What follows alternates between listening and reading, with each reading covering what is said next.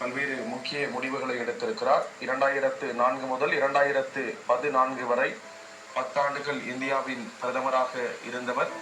பல்வேறு முக்கிய முடிவுகளை எடுத்திருக்கிறார்.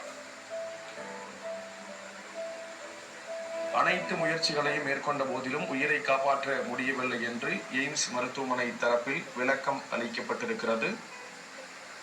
வீட்டில் சுயநினைவை இழந்த நிலையில் இரவு 8-6 மணிக்கு அழைத்து வரப்பட்டார். அனைத்து முயற்சிகளையும் மேற்கொண்டும் இருந்த போதிலும் உயிரை காப்பாற்ற முடியவில்லை என்று மருத்துவமனை தரப்பில் அந்த விளக்க அறிக்கையானது வெளியிடப்பட்டிருக்கிறது. இது தொடர்பான இரங்கலை பதிவு செய்வதற்காக காங்கிரஸ் மாநில தலைவர் செல்வ பெருந்தகை நம்மோடு இணைப்பில் இணைந்திருக்கிறார். சார் வணக்கம் சார். தற்பொழுது மன்மோகன் சிங் அவர்கள் உயிரிழந்திருக்கிறார் அப்படிங்கிற சோகமான செய்தி கிடைச்சிருக்கு. உங்களுடைய இரங்கலை பதிவு செய்யலாம் சார். இது மிகப்பெரிய இந்த தேசத்திற்கு இழப்பு.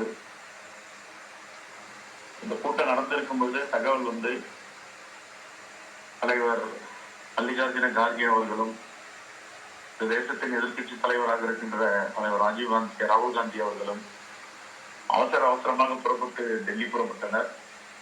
நாளை நடைபெற இருந்த பெல்காமில் இருந்த 2வது நாள் மாநாட்டை ரத்து செய்துவிட்டு புதுடெல்லிக்கு சென்றிருக்கிறார்கள். அப்போதுதான் எங்களுக்கு தெரியும் இறந்து விட்டார் என்ற செய்தி.